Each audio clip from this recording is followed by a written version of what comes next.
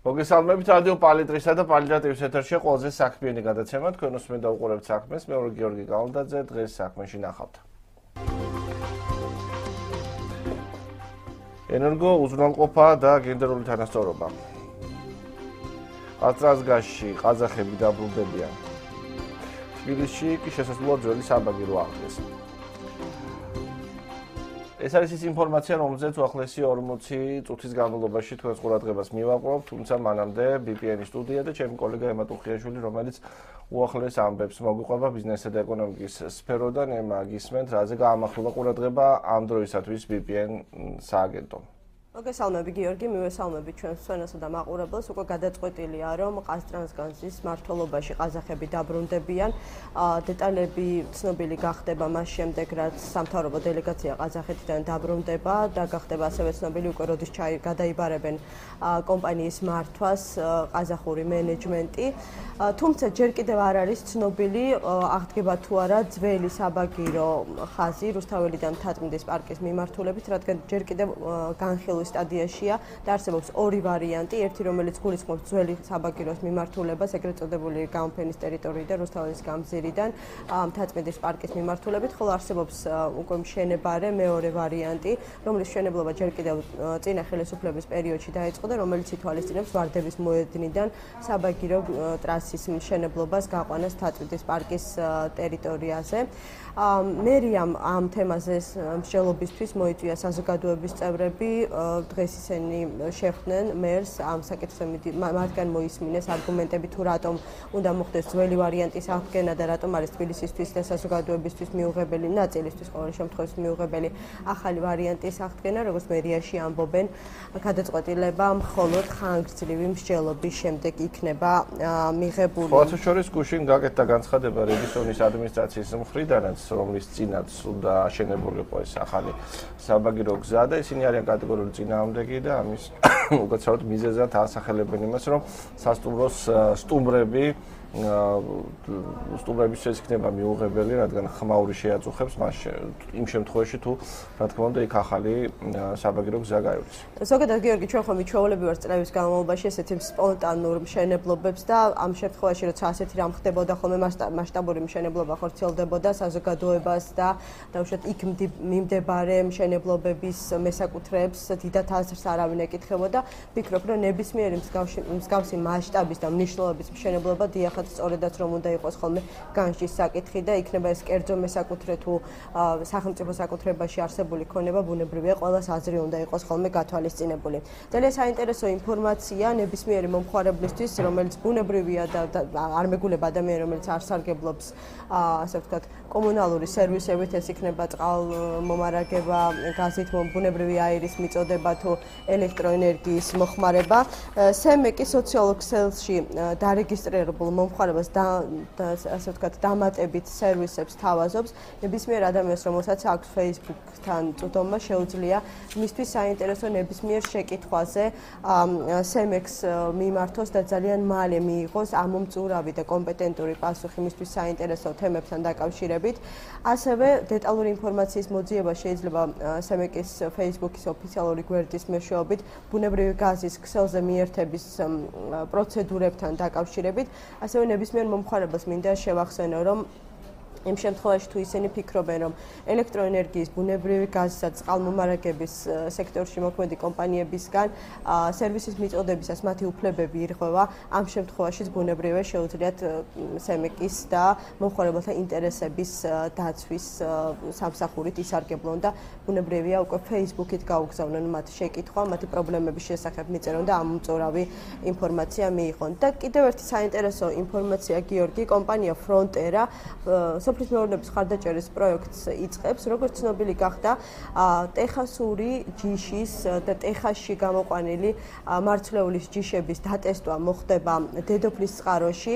ცნობილია, რომ უკვე პირველი, ასე ვთქვათ, ტესტირება მოხდება უკვე უახლოეს მომავალში, დაახლოებით 20 ჰექტარ ფართობზე, ხოლო პირველ მოსავალს ზაფხულში ავიღებთ, ასე რომ შეგვიძლია ვნახოთ რამდენად აქ საუბარია ხორბალზე თუ სიმინძე? აქ არის საუბარი ზოგადად მარცვლეულ კულტურებზე, კონკრეტულად ჯერჯერობით მხოლოდ ხორბალზე არის საუბარი, თუმცა ეს არ გამორიცხავს, რომ შესაძლებელია შემდეგ უკვე უფრო მრავალფეროვანი, ასე ვთქვათ, ასორტიმენტი ვიხილოთ, რომელიც ჯერ მხოლოდ გაგზავნილია ნიადაგის ნიმუშები დედოფლისწყაროდან ტეხასის უნივერსიტეტში და მიმდინარეობს კვლევა თუ რომელი ნიმუშები შეიძლება შეირჩეს ტესტირებისთვის, თუმცა გვპირდებიან, რომ ივნისში და ივლისში ჩვენ უკვე გვექნება ტეხასური, ასე ვთქვათ, ხორბლის მოსავალი კახეთში, ასე რომ შეგვიძლია გავემგზავროთ მე და შენ ზაფხულში და კახეთში ტეხასური დედასპური დავაგემოვნოთ. დიდი მადლობა. ეს იყო ემა ტუხიაშვილი, რომელიც ბოლო ინფორმაციებს გვაცნობდა თუ რაზე ამახვილებს ამჟამად ყურადღებას სააგენტო VPN.g. ეს ძალიან პოპულარული ბიზნეს სააგენტო და ჩვენი მთავარი თემა არის სამთავრობო ორგანიზაციათა კონსორციუმი, სადაც საქართველოს მწვანეთა მოძრაობის გარდა გაერთიანებული არიან სოფლად თემთა განვითარების სააგენტო, ეკოლოგიურ მიწათმოქმედთა ასოციაცია SEMA, ხალხის განვითარების ცენტრი და ქალთა ორგანიზაცია PAROS-ი ახორციელებენ პროექტს ქალთა როლის გაძლიერება ყველასთვის. პროექტი მიზნად ისახავს ქალთა ეკონომიკური სტაბილურობის და პოლიტიკურ პროცესებში მონაწილეობის ზრდას, შესაძლებლობების გაძლიერებას, მდგრადი ეკონომიკური მექანიზმების დანერგვას რეგიონებში და სოფლად ენერგორესურსებითა და სასმელწილით მოსახლეობის უზრუნველყოფის სახელმწიფო პოლიტიკის გავლენას გენდერულ თანასწორობაზე. ჩვენ პერიოდულად ყველა ამ საკითხზე საუბრობთ ყოველთვის და დღესაც გავაწყვეტეთ, რომ ასეთ საკითხს ყურადღება დაუთმოთ და ყოველი ამის შესახებ ჩვენი სტუმარი გვეტყვის უფრო მეც. მწვანეთა მოძრაობის თანათავმჯდომარე რუსტან სიმოინძე არის დღეს სტუდიაში. მოგესალმებით ქალბატონოსთან. დიდი მადლობა რომ მობრძანდით ჩვენთან. და სანამ კითხვას დავსვამდე, მანამდე მსმენელებს შევახსენებ ტელეფონის ნომრებს 217-139, 218-139. დაგვირეკეთ ან დატოვეთ თქვენი შეკითხვა პალიტატივის ვებგვერდზე 3w.palitativi.g. ქალბატონოსთან, ყველა ის საკითხი, რომელიც ახლა მე ცოტა ხნის წინ ჩამოთვალე, არის ძალიან პრობლემატური. ჯერთ ის რომ თქვა სერვისების, მთელი რიგი სერვისები სოფლად და ქალაქად არის აბსოლუტურად განსხვავებული და რაც აუცილებლად გამოსასწორებელია, რადგან რაღაცა პრიორიტეტი არანაირად არ გვაქვს ჩვენ ქალაქში მაცხოვრებელ ადამიანებს, ხო თუ არ საქართველოს მოქალაქე იქნები ყველამ და მიიღო დაავადებაც ის სერვისი კი სასმელწყალი იქნება, გათბობა იქნება, ელექტროენერგია, გაზით მომარაგება თუ ასე შემდეგ და ასე შემდეგ. და პლუს თქვენ ყურადღებას ამახვილებთ ასევე გენდერულ თანასწორობაზე. თუ შეიძლება უფრო დეტალურად გითხარით ამ პროექტის თაობაზე და რა შედეგს ელოდებით მას შემდეგ, რაც პროექტი დასრულდება ესე. მოგესალმებით ბატონო გიორგი, მივესალმები თქვენს მსმენელსა და მაყურებელს. ეს ის პრობლემებია, რომელიც ზოგადად საქართველოს მწვანეთა მოძრაობისათვის და ნებისმიერი ადამიანისათვის ძალიან მნიშვნელოვანი გახლავთ. ეს გახლავთ ენერგომოხმარება, ენერგომომსახურება და წყლით და სანიტარით დაკმაყოფილება. ეხლა რაც შეეხება ქალაქსა და სოფელს შორის მომსახურებაში დისბალანსი, ეს საყოველთაოდ ცნობილია და შედეგით სამწუხაროდ სახეზე გვაქვს საქართველო იქცა შეიძლება ითქვას ერთ დიდ ქალაქად. სოფლებში არის ძალიან მძიმე მდგომარეობა და გარკვეულწილად ეს განპირობებულია იმ პრობლემით, რომ სოფლის მოსახლეობას ნაკლებად მიუწვდება ხელი სასმელწყლის, სუფთა სასმელწყალზე, სანიტარულ მდგომარეობაზე, ერთ ვიტყვი მხოლოდ, რომ აი თვითონ სანიტარული მდგომარეობის თვალსაზრისით, რასაც ჩვენ ვამბობთ კანალიზაცია, სასოფლო რეგიონებში თითქმის არ არსებობს. არსებობს მხოლოდ პატარა ქალაქებში და რაც შეეხება გამწმედ ნაგებობას, რაც ჩვენთვის, თქვენთვის და ყველასთვის მნიშვნელოვანია, რასაც დამოკიდებულია ჩვენი მდინარეების და ზოგადად გარემოს სისუფთავე, თითქმის ასათ არ არის გარდა საჩხერისა. ეს ერთი საკითხი. ხლა რაც შეეხება ენერგოუზრუნველყოფას ჩვენთან ამ თვალსაზრისით ძალიან დიდი პრობლემებია. ზოგადად მე მინდა სულ რამდენიმე მაგალითი მოვიყვანო და მინდა რომ მაგალითები იყოს სწორი და არ იყოს თქვათ რაღაც ისე მოტანილი. საქართველოს ერთ სულ მოსახლეზე ელექტროენერგიის მოხმარების დონით ყოფილ საბჭოთა კავშირს ჩამორჩება 2-3ჯერ ერთ სულ მოსახლეზე.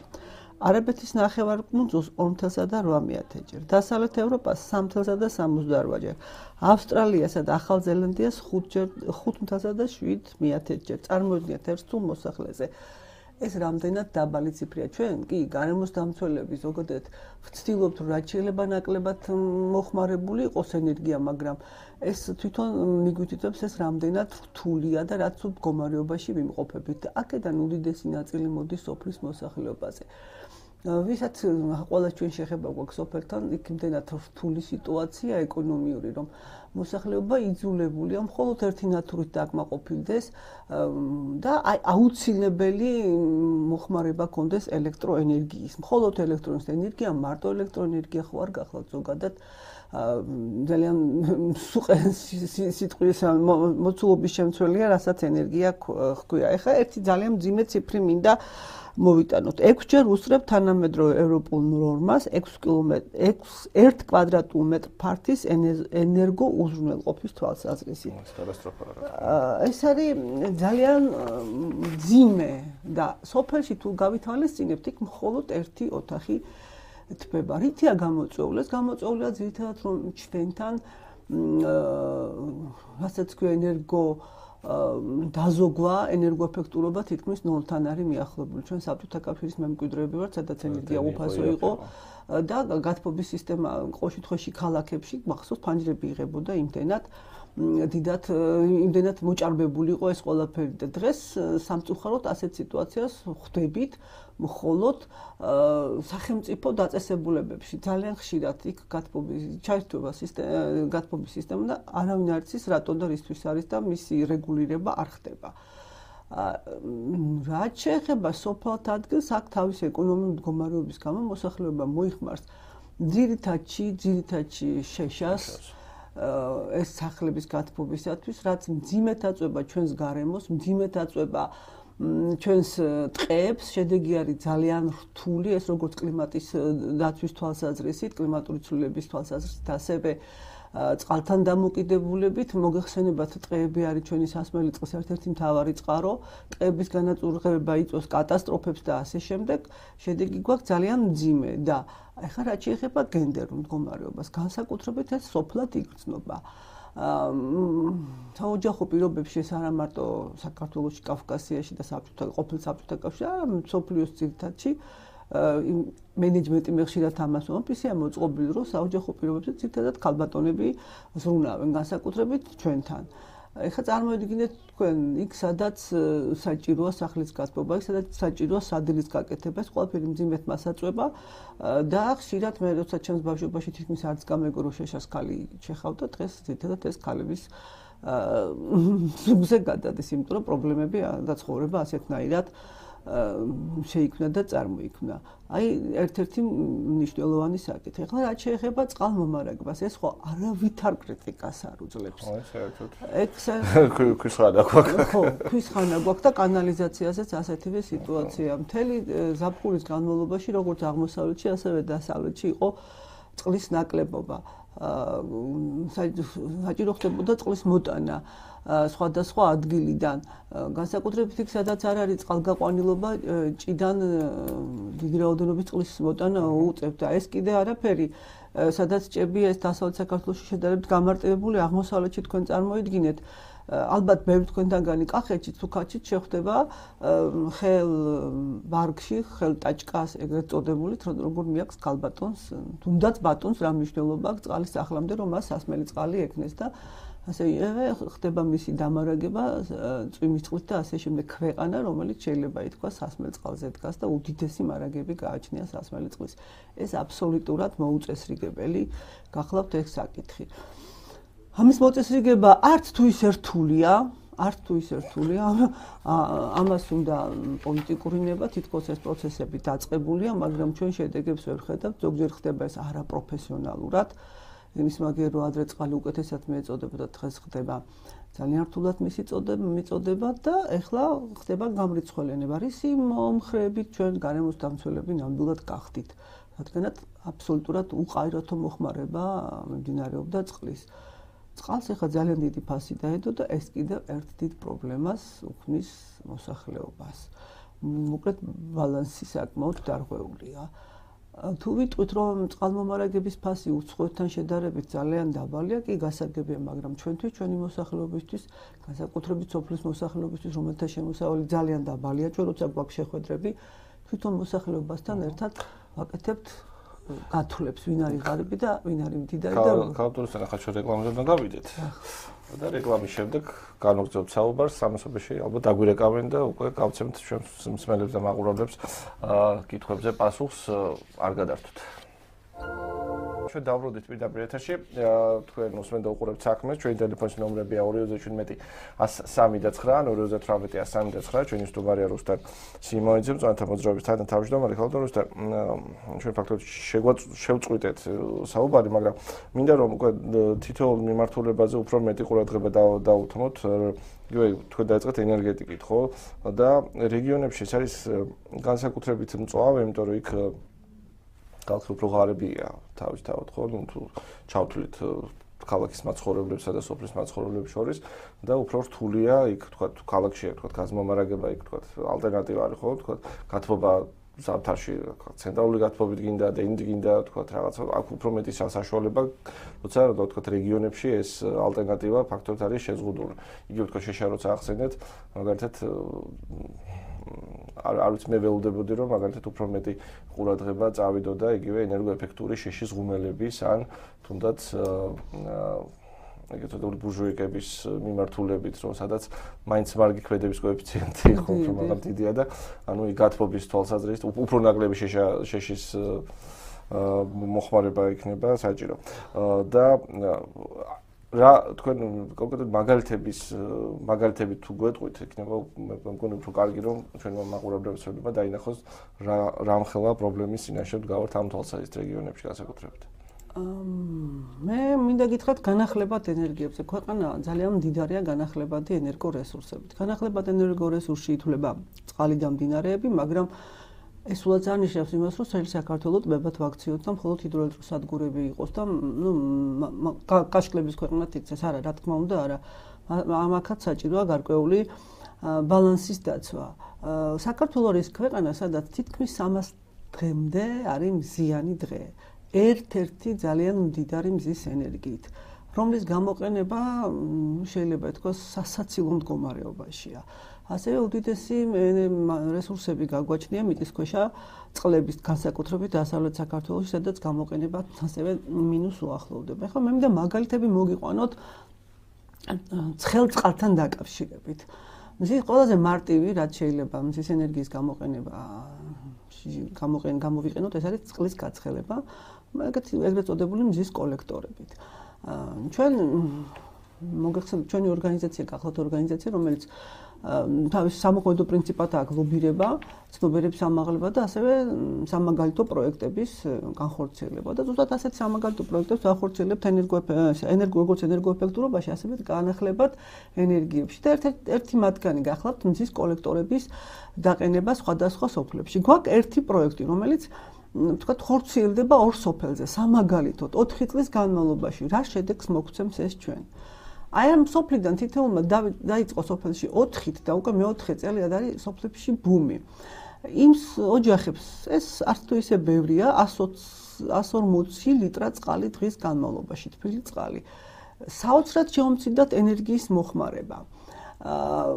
გაეზარდათ კომფორტი, საოცრად შემსუბუქდა ქალის შრომა, როგორც სამზარეულოში, ასევე ჰიგიენური მდგომარეობის მოგვარების მიზნით და წელს უკვე როცა პროექტი მთავრდება ერთ-ერთ სოფელში ხონში, ივანდიჩი არის პირდაპირ ძალიან დიდი მოთხოვნა და იქ ჩვენ ყველგან საქართველოს სხვადასხვა რეგიონებში გავაკეთეთ შევქმნით ჯგუფები, რომლებიც ამ ტექნოლოგიების მიხედვით შესაძლებელი აქვთ მათ, შესაძლებლობა აქვთ განაგრძონ მუშაობა და ალბათ ისინი საკმაოდ მნიშვნელოვან ბიზნეს ჯგუფებად ჩამოყალიბდებიან. იმდენად დიდი შედეგი მიიღო იმ ადამიანებმა და იმ ოჯახებმა, ვინაც ეს წყალგამათბობლები დაიყენა.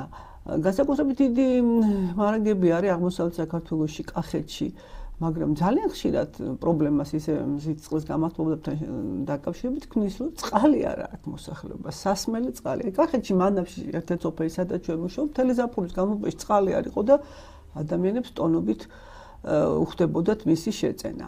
კიდე ასეთივე მაგალითი, ასეთივე სამოდელო პროექტი, საჩვენებელი პროექტი გქონდა ჩვენ გაკეთებული ყვარელში, შილდაში და ერთ-ერთი ოჯახი, რომელიც ელექტროენერგიას იყენებდა, დიდი ოჯახია, მერტმა უმრავლო საქართველოს ასეთი მრავალშვილიანი ოჯახები 60-დან 73 ლარამდე ხარჯავდა ყოველთვიურად ელექტროენერგიას. მათი მოხმარება 23-25 ლარზე ჩამოვიდა. ეს უკვე ყველაფრის მაჩვენებელია, რამდენი ენერგია დაიხარჯა, დაიზოგა, რამდენი გარემოს რამდენად შეუმსუბუქდა დაწოლა და შედეგად, თქვათ, მისი ეკონომიური მდგომარეობა რამდენად შემცირდა. რამდენად გაუმჯობესდა.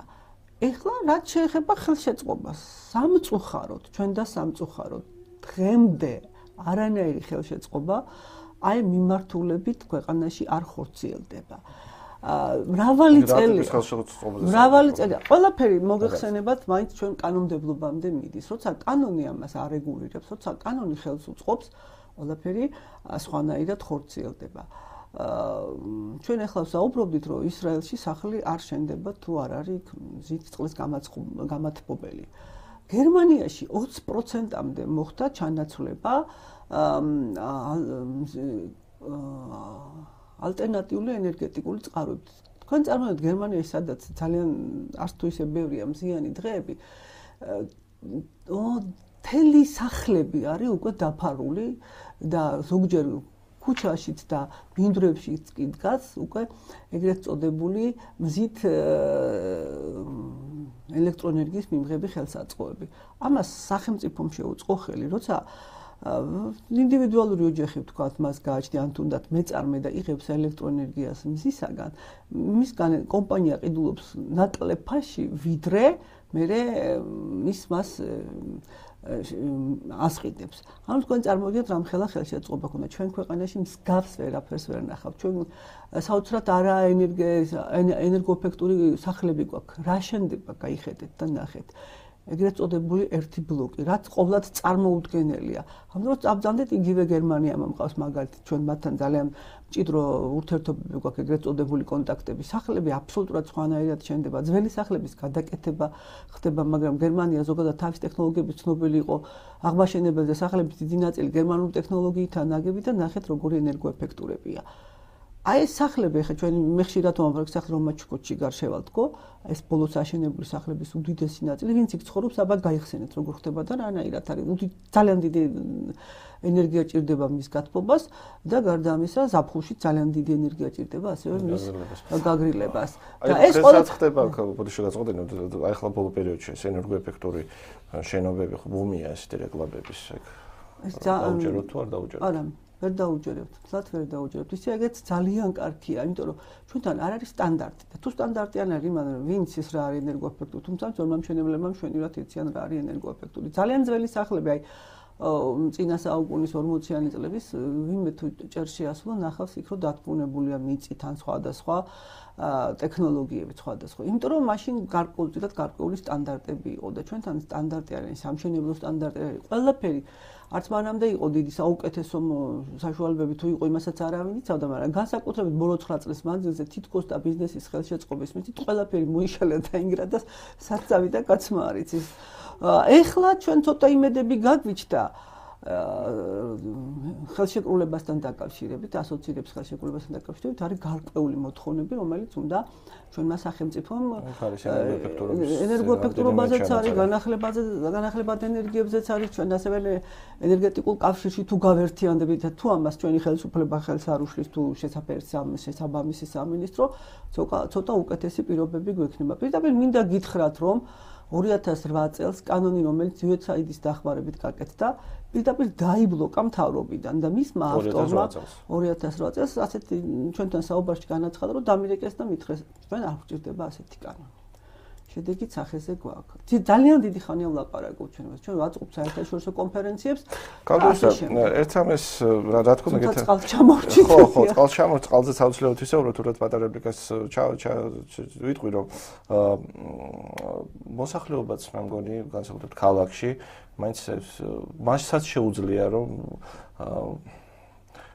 ენერგიის ეკონომიურად დახარჯვის რაღაცა წესი რო შემოიღოს, ასე რომ თუ თქვათ, ყველგან არ იყოს ანთებული, თქვათ, როცა გათბობას ჩართავს ბოლო წერტილამდე ფანჯარა არ გამოაღოს და შემდეგ ხო ეს რაღაცა შესაძლებელია უბრალოდ მოსახლეობამაც უნდა შეუწყოს. ხა გერმანია ახსენეთ, თო რიგით გერმანას აზრად არ მოვა და დატოვოს ანთებული ნატურა, როცა სიბოთახში აღარ არის. ან მაღალაწეული გათბობის სისტემა, რომელიც საერთო გათბობის სისტემიდან მოდით მაგრამ თავისთავად სხვა ჩვენ როცა გვაქვს შეხვედრები ერთ-ერთ ძირითად და მთავარ პრობლემად ხედავთ ცნობიერების დაბალ დონეს. შეიძლება ვინმეს ეს ეწყინოს, მაგრამ ნამდვილად დაბალი ცნობიერება გვაქვს, დაბალი კულტურა ამ თვალსაზრისით.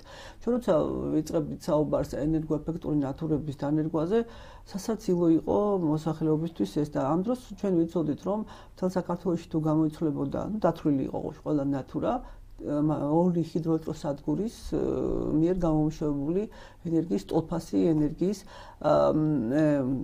დანაზოგი გვექნებოდა. შემდეგ როცა ჩაიდო ეკონომიკური მექანიზმები, უცებ ქალაქში ყოველ შემთხვევაში თბილისში უმრავლესობამ დაცვალა ნატურები და მის გამორთვაზე ხო ლაპარაკი ზედმეტი გახლავთ. თუნდაც სოფელში, სადაც შეშა ძალიან ძვირი ღირს. თუ შეშას მოსახლეობა შეიძენს, მაშინ მთელი დღე ანთია ის ღუმელი. არავინ არ ხმალობს ენერგოეფექტურ ღუმელებს, როგორც თქვენ ბრძანეთ და ზოგჯერ იქაც კარები ღია, როცა ეს ღუმელი ანთია. გარდა ამისა, იქაც ენერგოეფექტურობაზე არანაირი ცნობიერება არ გახლავთ, არავის აზრად არ მოსდის იქ რაღაც ღონისძიებების გატარება. ჩვენ გვაქვს რამდენიმე პროექტი, ახლა ჩვენ მოსახლეობას ამას უჩვენებთ და იმედი გვაქვს, რომ ეს წინ წავა ნაბიჯ-ნაბიჯ, მაგრამ ყოველ შემთხვევაში კანონის გარეშე ამის მოგვარება. ყოველ შემთხვევაში ახალმშენებლობისათვის წარმოუდგენელი გახლავთ და კიდევ ვიმეორებ, სახელმწიფო შენობებისში ვერანაირ კრიტიკას ვერ უძლებს ეს საკითხი, იქ რო ენერგოაუდიტი ჩატარდეს, ალბათ მივიღებთ ძალიან სატირალ სიტუაციას. ჩვენ ამას მოვუსმინოთ.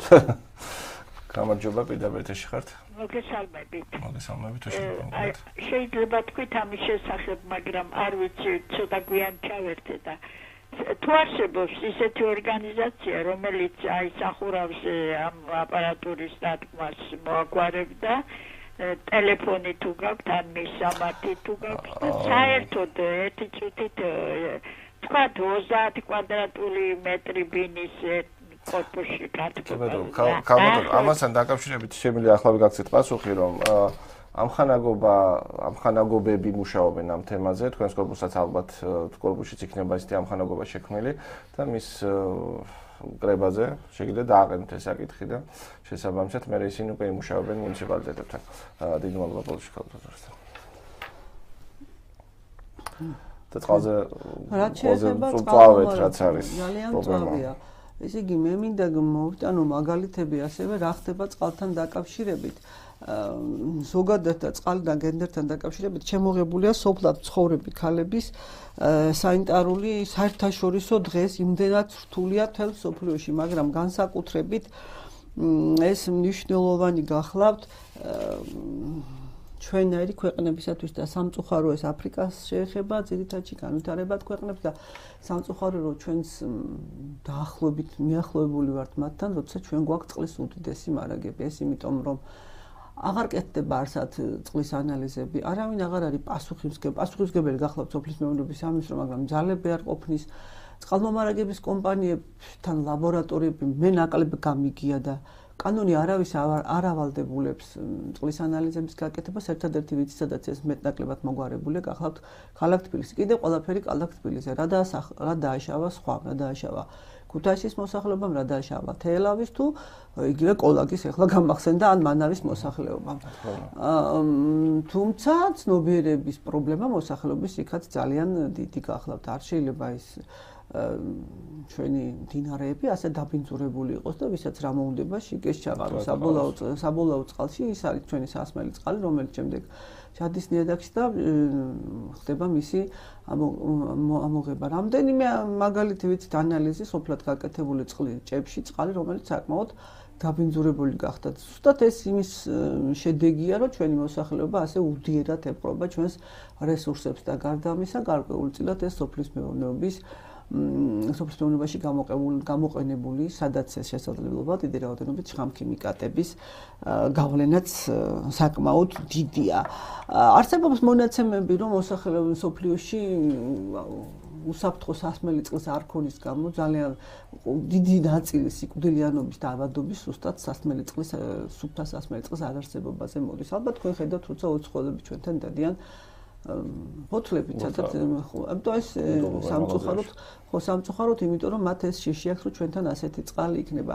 20 წლის უკან ევროპაში ეს ცოტა უფრო იქეთა, იდგა ეს პრობლემა სასმელ წყალს არავინ არ მიირთმევდა ონკაინიდან. დღეს თითქმის ყველა ქვეყანაში ეს იმდენად მოგვარდა, რომ სახლამდე მიდის სუფთა სასმელი წყალი. ჩვენთან ეს პრობლემა ნაკლებად გახლავთ. ერთია სუფთა სასმელი წყალი და საერთოდ წყალი რო არა აქვს ჩვენ მოსახლეობას, აი განსაკუთრებით აქაა ჩვენ გენდერს ვეხებით, ქალების პრობლემას, ქალები ზუსტად ამ პრობლემის წინაშე დგანან და ძალიან მძიმედ დგანან. ჩვენმა ექსპერტებმა გააკეთეს კვლევა დასავლეთ საქართველოში და აღმოსავლეთ საქართველოში განსხვავება ცოტა იყო, მაგრამ პრობლემა მაინც ქალამდე მიდიოდა ერთსა და მეორე შემთხვევაში. წარმოიდგინეთ ახლა კახეთში 3 და 4 დღის განმავლობაში რო წყალი არ მოვა, რა სიტუაციაში შეიძლება აღმოჩნდეს ოჯახი და ქალბატონი სანიტარულ მდგომარეობაზე სველ წერტილზე ლაპარაკი ზედმეტი გახლავთ. 21 საუკუნე და ადამიანებს კარგი პირობები ჭირდებათ. ქალბატონთან ფაქტობრივად ალბათ უთანხმოვანი დაგვრჩა. არც კი და ძალიან რომ რეზუმისავით რო გავაკეთოთ ჩვენი დღევანდელი გადაცემის. თხოვდით და მოუწოდებთ ჩვენ სახელმწიფო ორგანოებს. ეს აქთვის არ ახალია ენერგეტიკის სამინისტროსთან ჩვენ გვაქვს მჭიდრო ურთიერთობები და ხშირად კამათებით ამ საკითხთან დაკავშირებით იფიქრონ ამ შესაძლებლობებზე, რომელიც ქვეყანას აქვს, იფიქრონ სოფლებზე, სასწრაფოდ მიიღონ შესაფერისი კანონი, ცოტა ხნის წინ ერთთვის თვენახეების უკან ჩვენ გავაკეთეთ დეკლარაცია და ძალიან დასაბუთებულად რა შესაძლებლობები და რა არის აუცილებლობა გვაქვს და ეს მათთვის ცნობილია და კიდე მივაწოდებთ ჩვენს კვლევებთან ერთად, სხვათა შორის კვლევებით გადავა უგზავნეთ მას და რაც შეეხება წყალზე პასუხისმგებელ ორგანიზაციებს, ეს გახლავთ ინფრასტრუქტურის სამინისტრო, ეს გახლავთ ასევე სოფლის მეურნეობის სამინისტრო, რომელიც საცუნელობის სამსახური, რომელიც წყალზე წყლის ხარისხზეა პასუხისმგებელი, მთელი ძალები დაძაბონ და იმუშაონ საერთაშორისო ორგანიზაციებთან და ასევე აუცილებელია ცოდნი ადამიანების ჩართვა და არა დილეტანტებისათვის ამ საკითხების მიცემა, იმიტომ რომ აი ლაგოდეხი, რომელიც არის წყლის მაგალითი მომყავს. წყალზე მდგომი ქალაქი და რაიონი საოცრება ლაგოდეხში წყალს ვერ დალევს წვიმის შემდეგ. ეს არის საშინელება, იმიტომ რომ იქ სათავე ნაგებობა წყალშემკრები მდგომარეობაში თავის დროზე არაკვალიფიციურმა სპეციალისტებმა ალბათ აბა რა ვიცი, აპარატუარი ეს გააკეთეს და ქუთაისი ხო საერთოდ სასაცილოა. ქუთაისში წყალი სადღაციდან სადღაც იტუმბება და მე იღებს მოსახლეობა და როცა გადიხარ ქალაქში სახლის სახურავებში დგას აუზები პირდაპირ, იმიტომ რომ მათ წყალი არ მიეჭოდა წესი. დიდი მადლობა ამ არც უმაინდა მესასიამოვნო ნოტაზე დავასრულებთ და ხვალ შეხვდებით ერთმანეთს ახალი თემებით დროებით.